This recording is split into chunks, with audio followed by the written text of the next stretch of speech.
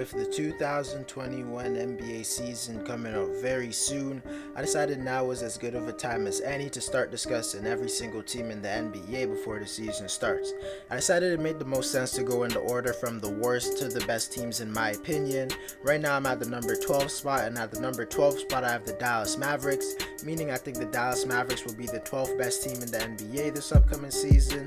So basically in today's video I'll just be discussing how good I think the Dallas Mavericks will be, as well as discussing how good I think their players will do and things like that.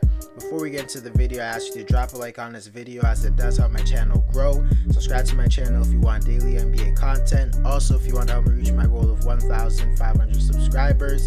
Also drop a comment on this video as I do respond to all of my comments. And play that intro.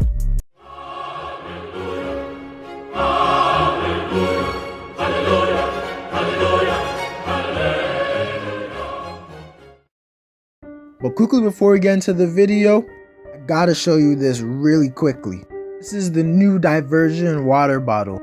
It's basically a water bottle where you can put stuff like your keys, wallet, and other kind of small items like in your water bottle that will make you lose it way less. And it will also just help you to not have your pockets full and things like that. Click the link in my bio if you're interested, and into the video.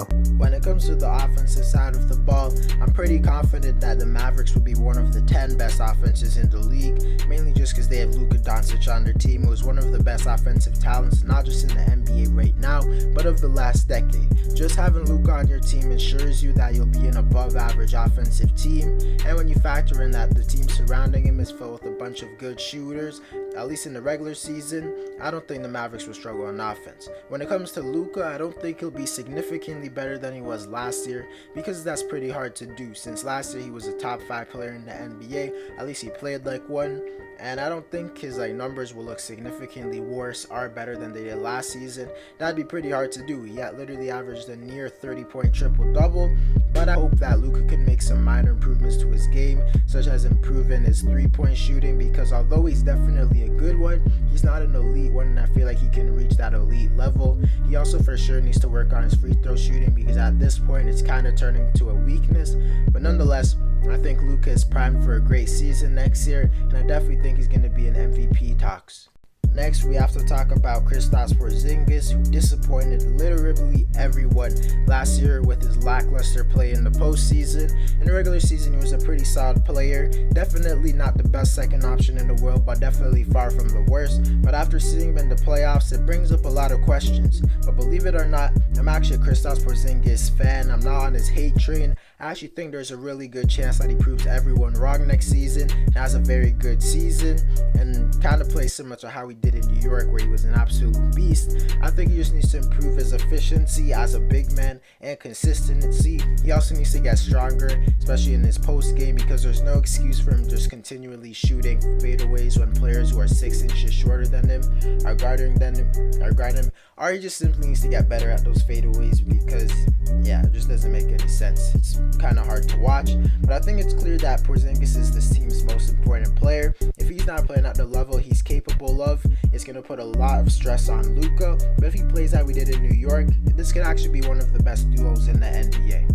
Next, I want to talk about Tim Hardaway Jr., who is this team's 3rd best player. Last season, he was an elite 3-point shooter, and he's just a guy who simply gets buckets. He could create his own shot at decent, one of the best tough shot makers in the NBA. He's a pretty good player. He just has to work on his consistency a little bit more.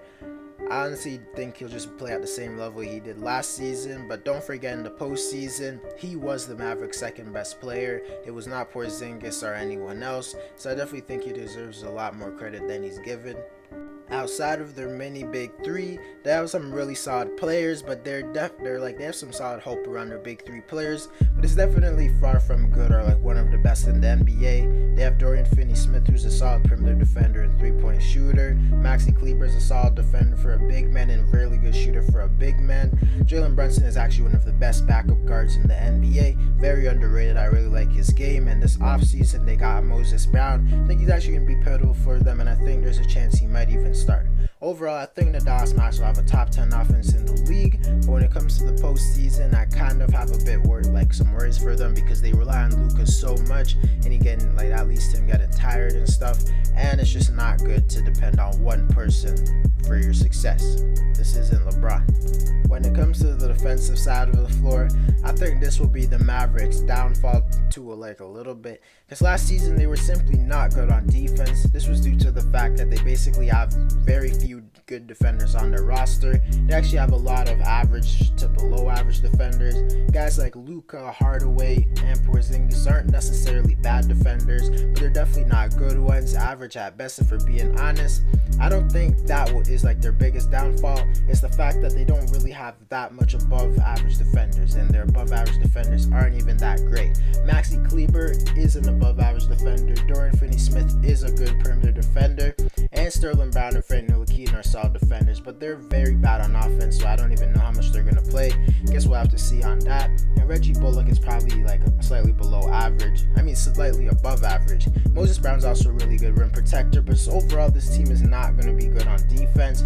Last season, they were not good, and I don't think they made enough moves this offseason to make me think that they could even be an above average one. Also, when you factor in that they got rid of Rick Carlisle, who's one of the 10 best coaches in the NBA, now you replace him with Jason Kidd, who when he used to be a coach a few years ago was one of the worst coaches in the NBA, just a very incompetent coach. He definitely wasn't creative at all, and he wasn't great on the defensive side of the floor.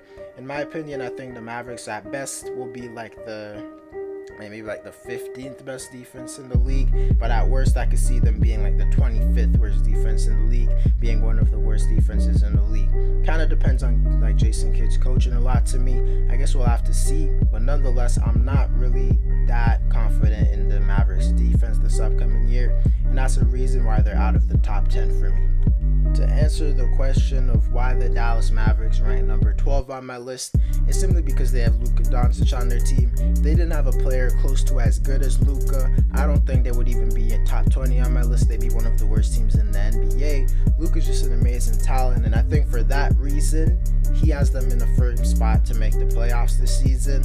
But I leave them out of the top 10 teams because it's pretty clear Luka needs more help on the offensive side of the floor and on defense too, if we're being honest. They depend on him way too much, and I don't feel like that style of play will lead to a championship, or will just not lead them to being one of the 10 better teams in the NBA. I don't think they're on the level of real contenders like the Denver Nuggets when they have Jamal Murray, Los Angeles Lakers, Brooklyn Nets, Phoenix Suns, Milwaukee Bucks, teams like that. But I definitely think if they face any of those teams in a series, they can give them a lot of problems like they have been doing with the Clippers the last few years. Anyways, guys, that's it for the video. Let me know whether or not you think the Mavericks will be really good next season.